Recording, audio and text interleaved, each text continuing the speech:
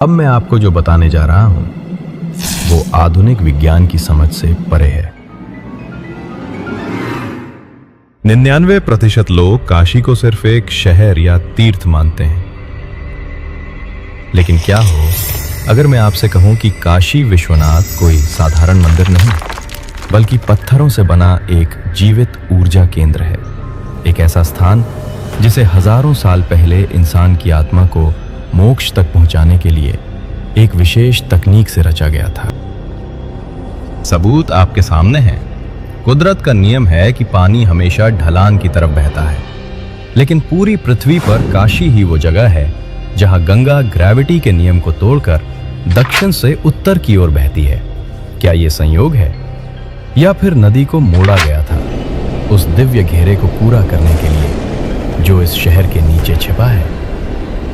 क्या सच में काशी में एक ऐसा कुआं है जो आपकी मृत्यु की भविष्यवाणी कर सकता है?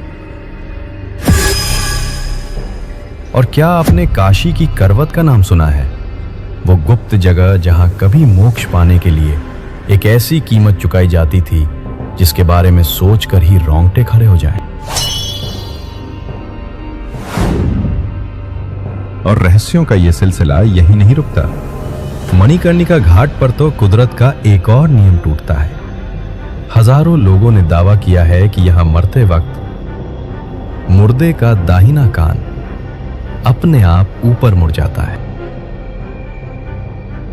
कहा जाता है कि स्वयं शिव आते हैं और कान में एक ऐसा मंत्र बोलते हैं जो आत्मा को हमेशा के लिए मुक्त कर देता है।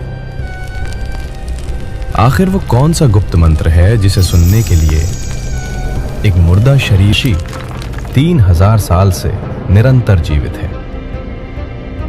शास्त्र कहते हैं कि जब पूरी दुनिया पानी में डूब जाएगी तब भी काशी बची रहेगी। आखिर वो कौन सा अमर रहस्य है जिसने इसे मिटने नहीं दिया? तो सवाल ये नहीं है कि आप ये वीडियो अंत तक देखेंगे या नहीं। सवाल ये है कि क्या बाबा ने आपको बुलाया है? और अगर आप आज इस वीडियो को देख रहे हैं तो समझ लीजिए आपका बुलावा आ चुका है, क्योंकि काशी में कोई अपनी मर्जी से नहीं आता, उसे बुलाया जाता है। चलिए शिव के इस ब्रह्मांड में प्रवेश करते हैं जहां मौत भी मंगल है और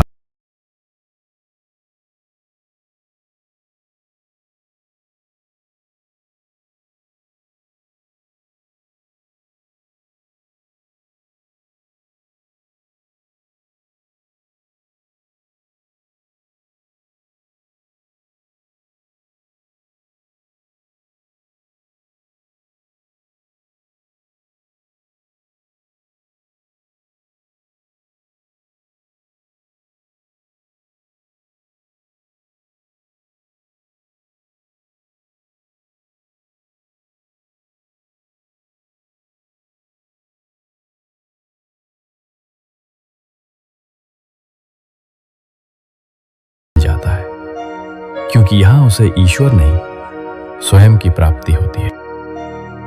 लेकिन ये मंदिर, ये नगरी एक दिन में नहीं बनी। इसके पीछे है हजारों साल का इतिहास और अनगिनत कथाएं। चलिए ले चलते हैं आपको समय से परे, उस युग में जब ये सृष्टि भी नहीं थी। पुराणों में एक अद्भुत कथा आती है।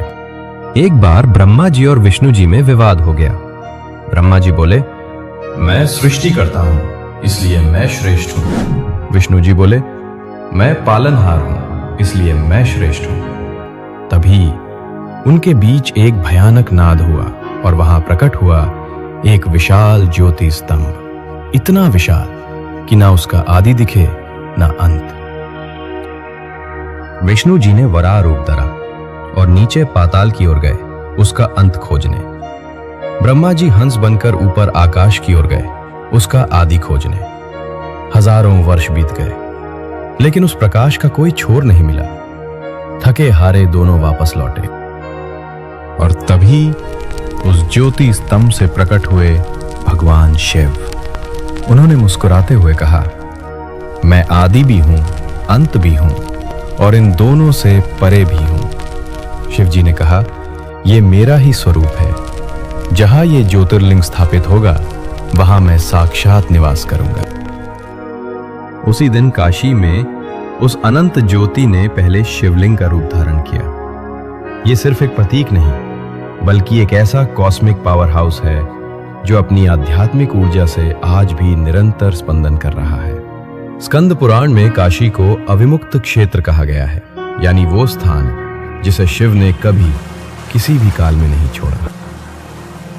मान्यता है कि जब महाप्रलय आता है, जब पूरी पृथ्वी पानी में समाने लगती है और हर चीज का अंत निश्चित होता है, तब भी काशी का बाल भी बांका नहीं होता, क्योंकि उस समय स्वयं महादेव इसे अपने त्रिशूल की नोक पर उठा लेते हैं। इसे आज की भाषा में समझें तो ये ब्रह्मांड का एकमात्र दीवारें गिराई गई।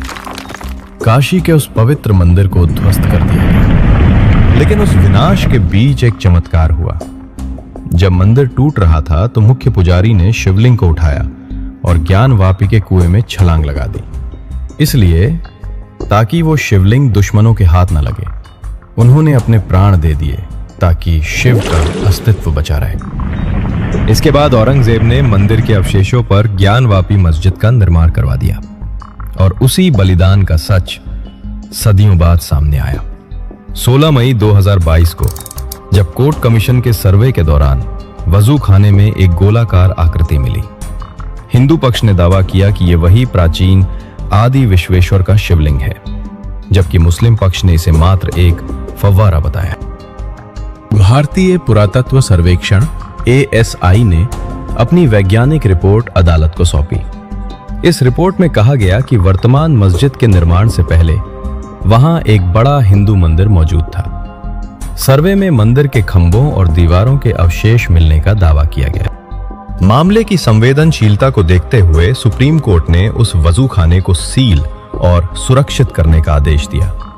आज वो जगह कोर्ट के संरक्षण में है और पूरा देश उस अंतिम सच के सामने आने की प्रतीक्षा कर रहा है। लेकिन अदालतों और तारीखों के इस शोर से दूर एक मौन गवाह ऐसा भी है जो इस संघर्ष को सदियों से देख रहा है। जरा उस नंदी को देखिए। सैकड़ों साल बीत गए, मंदिर की जगह दीवारें खड़ी हो गई, लेकिन नंदी की दिशा नहीं बदली। शास्त्र कहते हैं कि नंदी की नजर वहीं होती है जहां शिव होते हैं। नंदी का आज भी उस ओर देखना यह बताता है कि दीवारें सच को छिपा सकती हैं, लेकिन एक भक्त की अपने भगवान से मिलने की आस को नहीं मिटा सकती। अगर नंदी का ये प्रेम आपको सच्चा लगा तो कमेंट में जय नंदी बाबा जरूर लिखें। अगर आपको भी अपने धर्म और इतिहास पर गर्व है तो कमेंट बॉक्स को हर हर महादेव के जयकारों से भर दीजिए। पूर्वजों ने एक कहावत कही है, चना चबैना गंग जल जो पुरवै करतार, काशी कबहू न छोड़िए विश्वनाथ दरबार। यानी अगर खाने को सिर्फ चने मिले और पीने को गंगा जल, तब भी इस दरबार को मत छोड़ना, क्योंकि दुनिया आपको सुविधा दे सकती है, लेकिन सुकून सिर्फ महादेव के चरणों में है।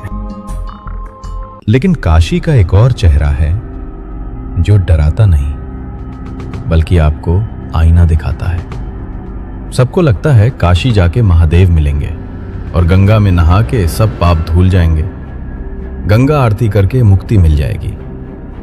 लेकिन अगर आपको मोक्ष प्राप्त करना है तो काशी में जीना पड़ेगा, काशी में रहना पड़ेगा, काशी को भोगना पड़ेगा। काशी में एक ऐसी इमारत है जो इंसान का सारा अहंकार निचोड़ लेती है, मुक्ति भवन। ये कोई होटल नहीं है, ये मोक्ष का वेटिंग रूम है। यहां नियम बड़ा सख्त है, रहने की मोहलत सिर्फ 15 दिन है। यहां रूम का किराया नहीं लगता,